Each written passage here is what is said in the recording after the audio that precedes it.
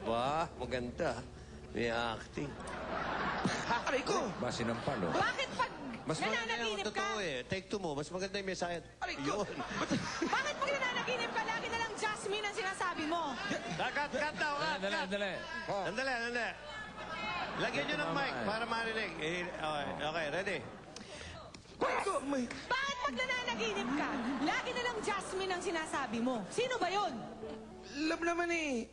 Nananampalaga yung Jasmine, yung kabayo na pinupustahan ko tuwing nagkakarera ako. Ano ba?